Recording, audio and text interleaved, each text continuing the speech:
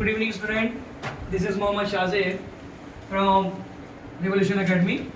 And आज की जो हमारी वीडियो है वो वीडियो है हमारी फॉर AMU के BA और B.Ed एंट्रेंस एग्जाम के लिए, जिसमें हम लोग शुरू करेंगे और पढ़ेंगे मिडिवल इंडिया। ओके बच्चों, क्या पढ़ेंगे हम लोग? Medieval India. ये बहुत इंपॉर्टेंट है आपके AMU के एग्जाम के लिए, क्योंकि AMU के एग्जाम में अक्सर मिडिवल इंडिया से ऐसे बहुत सारे क्वेश्चंस पूछे गए हैं जो काफ़ी इंपॉर्टेंट है। तो हम लोग देखेंगे इसमें कि मिडिवल इंडिया का जो टाइम पीरियड है उसमें इंपॉर्टेंट चीज़ें आती हैं, specially the Mughal empire. The Mughal empire, जिसके बारे में हम कहते हैं कि मुगल एम्पायर का जो टाइम पीरियड है वो लगभग 1526 से लेकर 1707 तक माना जाता है। अब इस मुगल एम्पायर के अंदर बहुत सारे बादशाह गुजरे, जैसे कि आपने पढ़ा होगा कभी क्लास 6 में, 7th में, 8th में और बाकी ऐतिहासिक किताबों में। तो जो पहला हमारा मुगल एम्पायर में किंग है उसका नाम है बाबर, जिनका टाइम पीरियड है लगभग 1526 से 1530। ओके बच्चों, बाबर का जो टाइम पीरियड है वो कितना है? वो टाइम पीरियड है 1526 से 1530। इस टाइम पीरियड को बोलते हैं हम लोग बाबर्स टाइम पीरियड। इसके ज़माने में क्या कुछ हुआ? बाबर ने अपने ज़माने में बैटल ऑफ पानीपत लड़ी in the time period of 1526। Battle of Panipat in 1526।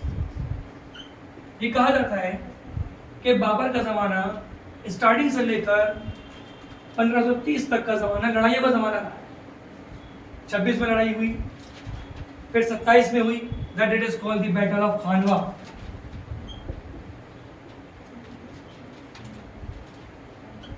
Battle of Khanwa in 1527। Actually क्या है बच्चों कि एग्जाम में जो एंट्रेंस एग्जाम में क्वेश्चन आते हैं उन क्वेश्चंस को इस तरीके से एग्जामिनर देता है कि हमें समझने में दिक्कत होती है। अब जो टाइम पीरियड दे रखा है बाबर का 26 से 30, अगर हम इसको स्टेप बाय स्टेप पढ़ें, स्टेप बाय स्टेप समझें, तो मुमकिन है कि 1526 में बैटल ऑफ पानीपत हुई, बैटल ऑफ खानवा 1527 में हुई 1527 में, और battle of Chanderi, battle of Chanderi ये हुई है 1528। इसके बाद एक जंग और होती है जो लगभग होती है 1529 में, तो इस जंग का नाम है battle of Ghaghra. Battle of Ghaghra 1529 में। ठीक है बच्चों, ये वो जमाना रहा है मुगल एम्पायर बाबर का, जिस जमाने में बड़ी मात्रा में बाबर ने अपने पूरे समय को साल दर साल जंगों में गुजार दिया। आगे बढ़ते हैं, अगले टाइम पीरियड है हमारा that it is called the Humayun. Next time period है हुमायूं, और हुमायूं भी मुगल बादशाह में काफ़ी बड़ा मुगल एम्पायर रहा है, जिसका टाइम पीरियड शुरू होता है लगभग 1530 से लगभग 1556। हुमायूं 1530 से 1556। लेकिन इसके बारे में क्या कहा जाता है? हम लोग देखते हैं अक्सर कि हुमायूं का ज़माना ये रेगुलर नहीं है। 1530 से 1556 तक ये रेगुलर नहीं है, क्योंकि इस ज़माने में बीच में एक बहुत बड़ा जंगजू, जिसे बोलते हैं वॉरियर, जिसका नाम था शेर शाह सूरी, वो लगभग 1544 में आता है भारत और हुमायूं को देश से बाहर निकालने के लिए बोलता है। हुमायूं लगभग 15 साल तक देश के बाहर, लेकिन उन्होंने उम्मीद नहीं छोड़ी, इस उम्मीद में कि मुमकिन है कि मैं आज ना सही कल अपने देश पर फिर से कंट्रोल करूंगा, फिर से अपने आप को बादशाह बनाऊंगा और देश को जैसे मैं चलाता आ रहा था वैसे मैं देश को चलाऊंगा। तो सुनिए जरा इनके बारे में। Build Dinpanah at Delhi and his second capital. Humayun ने अपनी कैपिटल को बनाया था दिनपना। दिनपना मतलब वो जगह जहाँ हमेशा दिन रहे, रात ना हो। पना मतलब वो जगह जहाँ पर लोग पनाह मांग सकें या पनाह ले सकें, ऐसी जगह जहाँ पर लोग रात गुजारने के लिए आराम करें और सुबह होते अपने अपने घर को चले जाएं। आगे सुने, Sher Shah Suri gradually gained power is fought by two battles with Humayun, that it is called the Battle of Chausa and Battle of Kannauj. Humayun के ज़माने में दो बैटल हुई। नंबर 1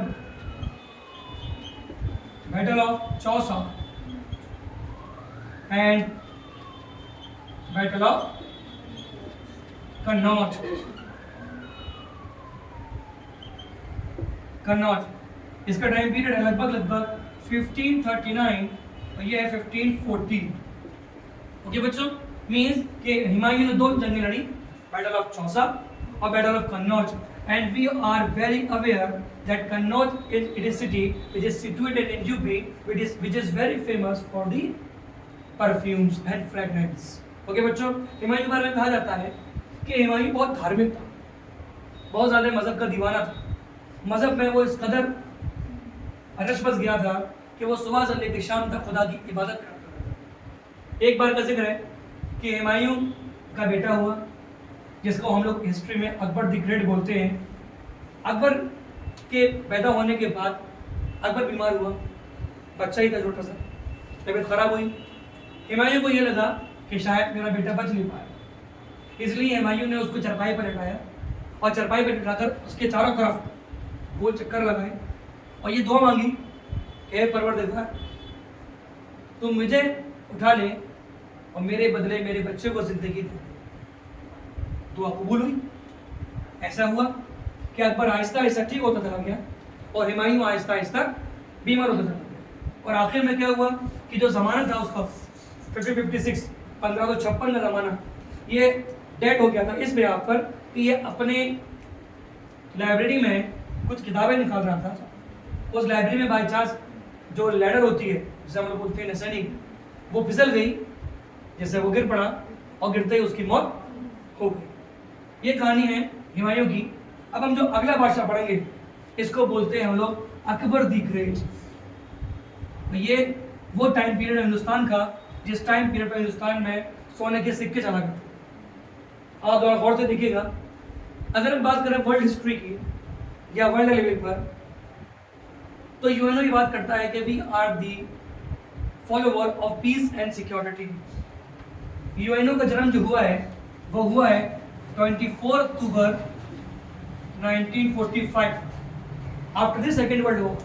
और हम जानते हैं कि सेकेंड वर्ल्ड वॉर ख़त्म हुई है 9 मई 1945। तो जो यूएनओ है, जिसको हम लोग बोलते हैं यूनाइटेड नेशन ऑर्गेनाइजेशन,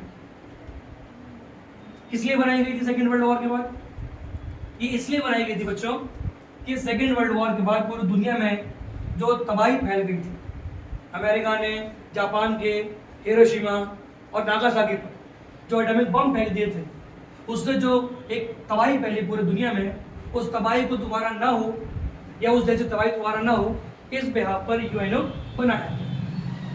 लेकिन हम बात करें अपने भारत की, तो हमारे भारत के अगर इतिहास देखें हम लोग, तो हमारे भारत में 3 तरह के इतिहास दिखते हैं। मिडिवल इंडिया, उससे पहले एंशियंट इंडिया और मिडिवल इंडिया के बाद मॉडर्न इंडिया। अगर हम मिडिवल इंडिया की बात करें या उससे पहले हम लोग एंशियंट इंडिया की बात करें, तो हमें एंशियंट इंडिया में एक ही राजा दिखाई देता है और वो है अशोक द ग्रेट।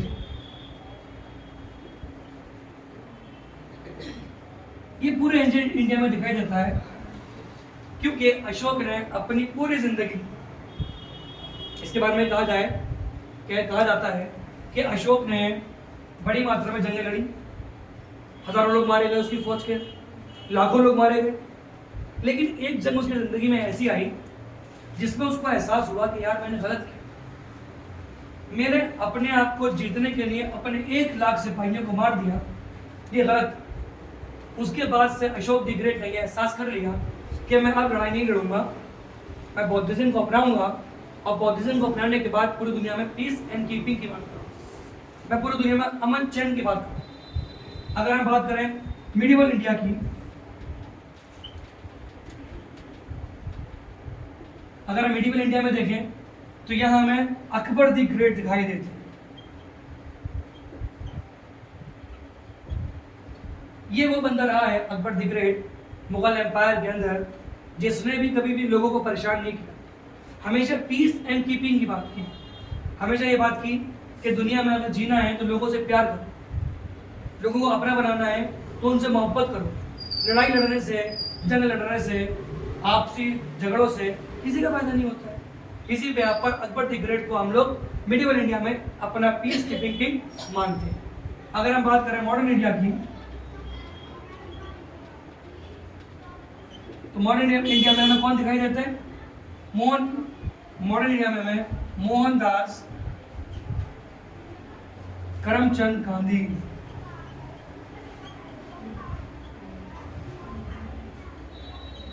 दिखाई देते हैं। इनका ज़माना तो हमारे सामने है। इन्होंने तो कभी भी ये नहीं कहा कि आप किसी को मारो, बल्कि इनका तो एक कॉन्सेप्ट रहा था, अगर कोई आपको एक गाल पे मार दे तो आप दूसरा गाल उसके आगे करें। मीन्स कि मोहनदास करमचंद गांधी हमेशा सत्यवादी थे, कभी उन्होंने झूठ नहीं बोला, हमेशा सच बोला। इस बिहार पर अगर हम देखें तो हमारे तीनों टाइम पीरियड की हिस्ट्रीज ऐसे लोग मिलते हैं जिन्होंने हमेशा हमेशा पीस कीपिंग की बात की है।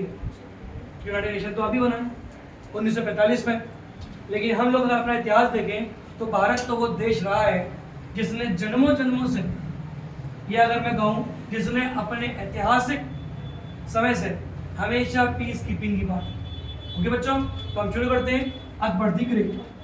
और आप अकबर के बारे में जानते होंगे कि अकबर द ग्रेट के ऊपर बहुत सारे किस्से, बहुत सारी कहानियाँ, बहुत सारे जोक्स, अकबर बीरबल की कहानियाँ ये आती हैं।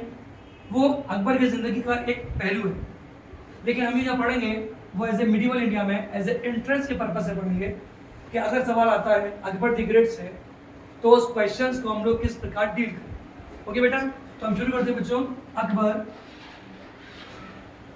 The great, Akbar the great का टाइम पीरियड है, शुरू होता है 1556 से 1605। ओके बच्चों, सी coronated at the age of 14 by the Bahram Khan defeated Hemu at the second battle of Panipat. Panipat की जंग बाबर के ज़माने में भी हुई, पानीपत की जंग अकबर के ज़माने में भी हुई।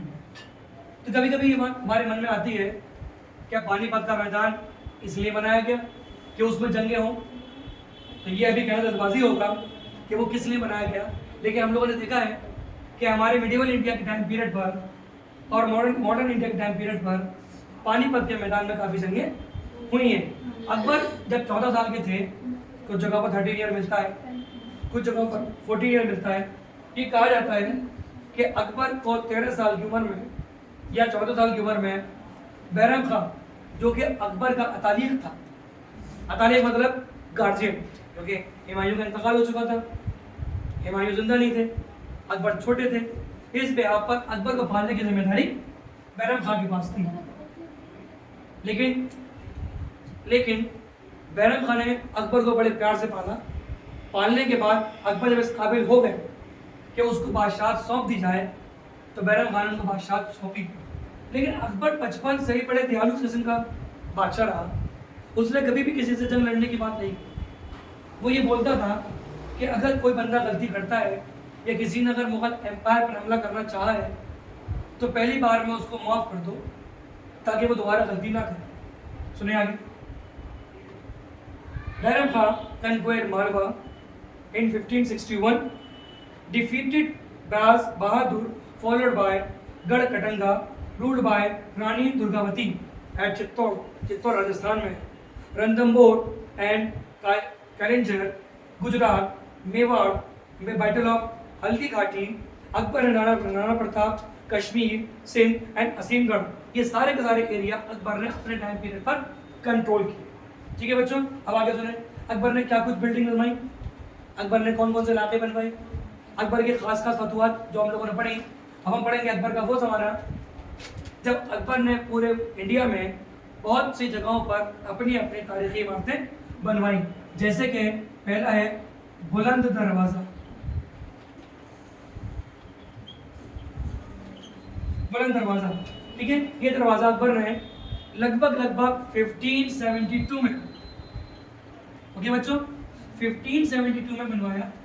मकसद इसका ये था कि अकबर द ग्रेट गुजरात से जब फतेह कर आए तो उस फतेह करने के बाद उन्होंने एक शहर बसाया आगरा से 40 किलोमीटर दूरी पर, जिसका नाम रखा उन्होंने Fatehpur Sikri. This name is drive from the Fateh. फतेह का मतलब होता है जीत, तो जीत कर कहां से आए वो? गुजरात से। वहां से जो माल गनीमत उन्हें मिला, वहां से जो उन्हें पैसा मिला, जो वहां से उन्हें रेवेन्यू मिला, उस सारे पैसे को उन्होंने बुलंद दरवाजे में लगा दिया। इसलिए लगा दिया कि लोगों को ये मालूम चल सके कि अकबर की बादशाह काफ़ी अजीम है, और अकबर ने बुलंद दरवाजे में और फतेहपुर सीकरी में जो बिल्डिंग मोनूमेंट करवाई, जो बिल्डिंग बनाई, उस बिल्डिंग की खासियत ये है कि उसमें ऐसी नक्काशी, पत्थरों को काट कर ऐसी नक्काशी की गई है जिसमें गुजरात की झलक दिखती है। अगर हम लोग किसी वजह से गुजरात ना जा पाए और फतेहपुर सीकरी जाना हो तो वहाँ एक बार देखिएगा ज़रूर। फतेहपुर सीकरी का जो बुलंद दरवाज़ा है वो इतना बुलंद है कि उस पर चढ़ने के लिए हमें कई सीढ़ियों को पार करना पड़ता है, लेकिन जब आप वहाँ पहुँच जाते हैं तो अपने आप को ऐसा बुलंद महसूस करते हैं कि आप एक ऐसी जगह पर विराजमान, ऐसी जगह पर खड़े हो जहाँ से आपको पूरा शहर दिखाई देगा। पर्पज़ यही था अकबर का कि अकबर उस जगह को इसलिए बनाए ताकि लोगों को ये अंदाज़ा हो सके कि अकबर की बादशाह, अकबर की इम्पोर्टेंस, अकबर का जुनून और अकबर की जो खुसूसियत है वो पब्लिक तक पहुँच। आगे सुने। Married by Harka Bai daughter of Rajput ruler Baira Barmal. Akbar की शादी जो होती है वो होती है हरका भाई से, लेकिन ये जानना जरूरी है कि ये हरका भाई कहीं जोधाबाई तो नहीं, क्योंकि जोधाबाई के बारे में कहा जाता है कि जोधाबाई का असली नेम तो हमें भी नहीं पता। कुछ इतिहासकार, कुछ हिस्टोरियन इस बात को लेकर अभी पसोपेश में रहते हैं कि आखिर जोधाबाई का असली नाम क्या था, लेकिन यहाँ जो हमें देखना है, यहाँ पर सिर्फ हरका बाई का है। ये जो वर्ड आया है बाई, ये जोधाबाई के नाम में भी लगा हुआ है। वो भी राजस्थानी थी, वो भी राजपूताना थी, उनके वालिद मोहतरम, उनके जो पिताजी थे वो भी राजपूत रूलर थे। तो यहाँ पर कंफ्यूजन बढ़ती है कि क्या हरका बाई को प्यार में या मोहब्बत में या घर के नाम में जोधाबाई तो नहीं बोलते। खैर, अकबर की शादी किससे हुई? जोधाबाई से। अब देखें, अकबर के बाद अकबर के दरबार में एक अंग्रेज मैन आता है, that it is called the English man, जिसका नाम होता है रॉल्फ फिच। अब यहां पर जानना जरूरी है कि इंग्लिश मैन क्या इंग्लैंड से आया, जिसका नाम था रॉल्फ फिच, क्या यहाँ पर ब्रिटिश ईस्ट इंडिया कंपनी लगाने के लिए आया? क्या वो यहाँ पर व्यापार करने के लिए आया? क्या वो यहाँ पर अकबर की फजीलत देखने के लिए आया? क्या वो यहाँ पर चेक करने के लिए आया कि जिसको हम सोने की चिड़िया बोलते हैं, जिस भारत को हम सोने की चिड़िया बोलते हैं, क्या वो हकीकत में सोने की चिड़िया है या नहीं? लेकिन यहाँ पर आपको अपने जहन में बात याद रखनी है कि ब्रिटिश ईस्ट इंडिया कंपनी का जो पहला अधिकारी था उसका नाम था रॉल्फ फिच। किस पर्पज से आया था? ये पर्पज जांच का मुद्दा रहा कि शायद वो चेक करने आए हो, लेकिन अक्सर जो क्वेश्चन आता है एंट्रेंस एग्जाम में वो यही होता है कि who was the first man who visit in the court of the Akbar the great. अगर राइट आंसर ढूंढने पर आए तो राइट आंसर में हमें रॉल्फ फिच ही दिखाई। आगे सुनो। अकबर द ग्रेट ने काम किया था abolish of the jizya, abolish of jizya. जजिया टैक्स जो गैर मजहब के लोगों को अपने मजहब की गतिविधियों को, अपने मजहब की तालीमात को पूरा करने के लिए देना पड़ता था। अब अकबर के मन में ये बात थी कि अगर कोई बंदा अपने भगवान से, अपने खुदा से या जिससे वो मोहब्बत करता है, उससे अगर वो मिलना चाहता है, उसकी इबादत करना चाहता है, तो उसके लिए टैक्स क्यों देना पड़े? अब तक ये मुगल बादशाह टैक्स लेते थे, लेकिन अकबर बादशाह ने जब बादशाह संभाली, सबसे पहले काम क्या किया उसने कि जजिया वाले टैक्स को ख़त्म कर दिया। इस बिहाफ पर कि मज़हब आदमी के लिए इंपॉर्टेंट होता है, और अगर मज़हब पर भी हम लोग टैक्स लगा दें तो मुमकिन है कि इंसानों को परेशानियाँ हो सकती हैं। आगे सुने। बिलीव इन सुलह कुल। अकबर की पॉलिसी थी सुलह कुल की। अब ये सुलह कुल पॉलिसी क्या है? सुलह कुल की पॉलिसी का मतलब ये था कि जो कुछ भी है वो दुनिया में है। सुलह कुल, आपको ऐसी सुलह कर लेनी है जो खुली भी हो, कुछ भी नहीं हो, और ये बात तय कर लेनी है कि जो कहा जा रहा है वो सच है, इसमें झूठ नहीं है। आगे सुने, इसका मतलब होता है सच को आगे बढ़ाना। ठीक है, अगर हम इसको इंग्लिश में लिखें और समझें, इसका मतलब होता है पीस ऑफ ऑल या पीस फॉर ऑल, हर किसी के लिए सुकून। कौन नहीं चाहता अपनी जिंदगी सुकून से चलाना? सब चाहते हैं। हमारे देश का संविधान, द कॉन्स्टिट्यूशन ऑफ इंडिया, जिसको बनने में 2 साल 11 महीने 18 दिन लगे। मकसद क्या था बनाने का इसके? कि इस देश के अंदर आज़ादी के बाद पब्लिक को, इस देश की जनता को वो सारे अधिकार हासिल हों जो उनको चाहिए, जिसमें एक पॉइंट है पीस। भाई कोई नहीं चाहता लड़ना। कौन लड़ेगा? वही लड़ेगा जो एजुकेशनिस्ट नहीं है, जिसको एजुकेशन हासिल नहीं है, वही लड़ेगा जिसको नॉलेज नहीं है। तो आप नॉलेज दीजिए। संविधान का यही इंपॉर्टेंस बात है कि आर्टिकल 21A ये कहता है कि इस देश में हर किसी को पढ़ने का अधिकार है। दैट्स मीन हर बंदा पढ़ना चाहता है। तो अकबर द ग्रेट की जो पॉलिसी थी वो यही पॉलिसी थी कि हर बंदे को पीस करें, पीस टू ऑल करें, हर बंदा बराबर का अधिकार रखे। आगे सुनो, नेक्स्ट पॉइंट। नाउ अकबर ने एक इंपॉर्टेंट चीज दिखाई थी, वो था दीन इलाही। अब दीन इलाही क्या है? दीन इलाही एक मजहब है। अकबर ने क्या किया था बच्चों? अकबर ने अपने टाइम पीरियड पर एक इबादत खाना खोला था। इबादत खाना मीन्स वो जगह जहाँ पर बड़ी मात्रा में लोग आए और बैठें और मज़ाहिब के बारे में डिस्कस करें। ये बात क्लियर कर लीजिए। इबादत खाना मीन्स वो जगह जहाँ पर लोग आए, तमाम मज़ाहिब के लोग इकट्ठे हों, सारे धर्मों के लोग आकर बैठें और ये बहस करें कि सारे धर्मों में क्या लिखा है। यहाँ पर जाना जरूरी है कि इबादत खाने का मतलब बैठकर वहाँ नमाज या धार्मिक गतिविधि नहीं करना है, बल्कि उस जगह बैठकर धर्मों के बारे में नॉलेज प्राप्त करनी है, नॉलेज लेनी है, ताकि ये अंदाज़ा हो सके कि कौन सा धर्म किस बारे में क्या बात है। तो अकबर द ग्रेट ने इतनी ज़्यादा नॉलेज ग्रहण कर ली कि उसको लगा कि अब मेरे को एक नया धर्म बनाना चाहिए। इसी पे यहाँ पर अकबर ने दीन इलाही बनाया। मकसद क्या था इसका? सुनिए आगे। दीन इलाही बनाया गया 1582 में। कब बनाया गया बच्चों? 1582। डेट याद करना इतना इंपॉर्टेंट नहीं होता इतिहास में, क्योंकि अक्सर बच्चे की शिकायत करते हैं कि डेट याद नहीं हो पाती है। डेट याद करने की जरूरत नहीं है। अगर कॉन्सेप्ट क्लियर है, अगर आपको पता है कि ये चीज़ क्यों बनी, तो आप डेट ऑटोमेटिकली याद कर जाए। दीन इलाही 1582। अगर हम देखें अकबर का टाइम पीरियड शुरू होता है 1556, खत्म होता है 1605, बुलंद दरवाजा बनता है 1572। इसके 10 साल के बाद अकबर दीन इलाही की शुरुआत कर देता है। बीरबल, जिसको हम लोग महेश दास बोलते हैं, और अक्सर बहुत सारी फिल्मों में जिक्र आता है कि महेश दास बड़े चतुर, बड़े चालाक और अपनी बात को अकबर तक पहुंचाने वाले और अपनी बात को अकबर के ज़बान से कहलवाने वाले वो बीरबल ही थे। और बीरबल की खासियत ये थी कि वो उनके पास बीर था और बल भी था। बीर मतलब होता है दिमाग, बल मतलब होता है ताकत। उनके पास दिमाग की ताकत थी। दिमाग तो हर किसी के पास है, आपके पास भी है, मेरे पास भी है। तो क्यों ना दिमाग को लगाएं और ये याद करें कि किस तरीके से दीन इलाही में बात कही गई, किस तरीके से इबादत खाने में काम शुरू किया गया, और अकबर ने आहिस्ता आहिस्ता अपने फतवात, अपने पीस कीपिंग फोर्स, अपना आईने अकबरी लोगों तक पहुंचाया।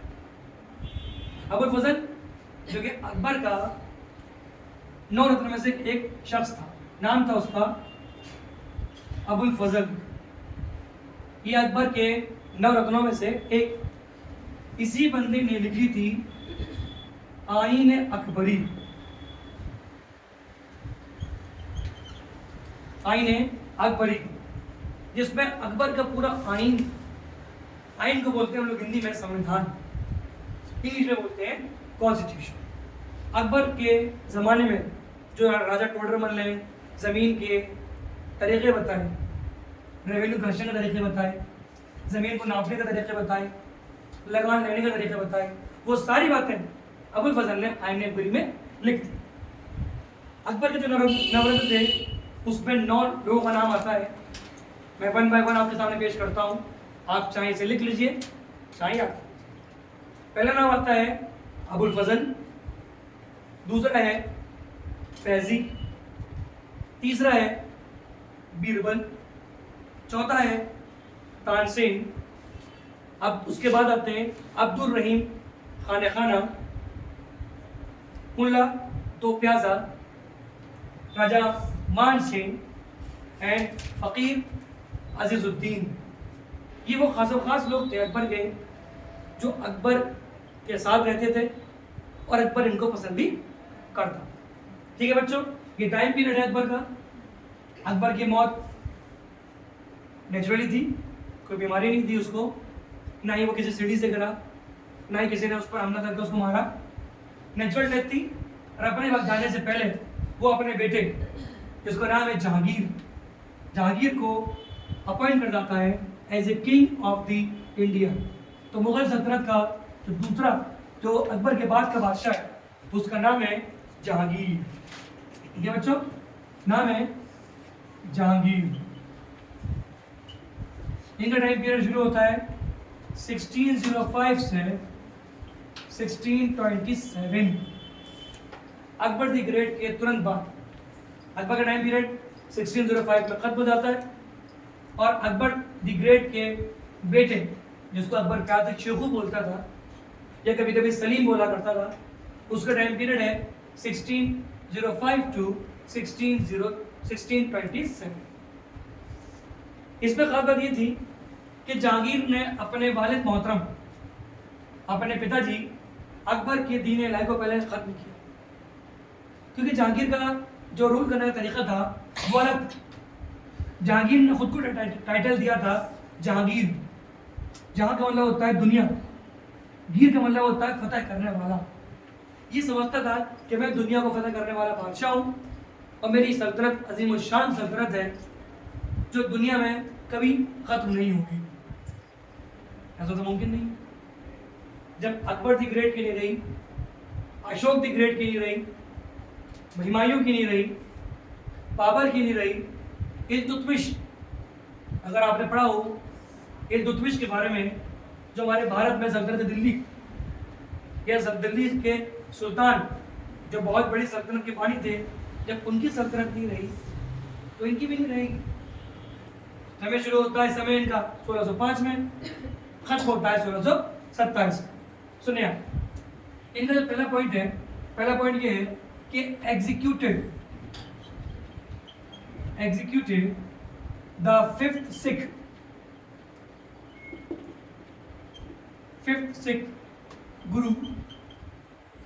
गुरु अर्जुन देव। अक्सर क्या हुआ बच्चों कि मुगलों के सिखों से हमेशा झगड़े रहे। तो जो जहांगीर है, इनका पहला झगड़ा, बल्कि मैं ये बोलूं कि सिखों के छठे गुरु से इनका झगड़ा शुरू होता है। और आप सुनिए, greatest failure was loss of Kandahar to Persia in 1622। Kandahar की जंग में जहांगीर फेल हो गए 1622। लेकिन इसकी खासियत ये थी जहांगीर की, ये बड़ा जय्यद था, हार नहीं मानता। ये समझता था कि मैं जीत सकता हूँ, मेरे पास सेल्फ कॉन्फिडेंस है, I can do, because I have knowledge, I have experience. Either मैं अभी फेल हो गया लेकिन मैं एक दिन जीतूंगा ज़रूर। तो यही उम्मीद हमें बनाई रखनी चाहिए अपने अंदर कि 1 2 अगर 3 4 1 2 3 4 5 अगर फेलियर हो गए तो इसका मतलब ये नहीं है कि आप हमेशा फेल रहोगे। इसका मतलब ये है कि आप कामयाबी के नज़दीक पहुंच रहे हो, आप नज़दीक उस प्रकार पहुंच रहे हो कि कामयाबी आपके पास आएगी, लेकिन जिस दिन आएगी तो आपको इतना बड़ा बना देगी कि आप खुद को समझोगे कि मेरे को देर से ज़रूर मिली, लेकिन जितनी मिली मैं सेटिस्फाइड हूँ। सुनिए आगे। खानदार की जंग में ये हार गए। अब इनकी शादी होती है, इनकी बीवी का नाम था नूरजहां। नूरजहां, ये कहा जाता है कि मैरिड मेहरुन्निसा इन 1611। नूरजहां का असली नाम है वो है मेहरुन्निसा। शादी होती है इनकी 1611 में। अब यह गैर गौर कीजिएगा, 1605 इनकी डेट ऑफ बर्थ नहीं है। 1605 इनका राजा बनने का टाइम पीरियड है। 1605 में राजा बनते हैं, बादशाह बनते हैं। 1611 में इनकी शादी मेहरुन्निसा हो जाती है, जिसको एक बाद में नूरजहां का खिताब देते हैं। आगे सुने। Mehrunnisa on her he establish जंजीर अदल at Agra fort for the seeker of royal justice.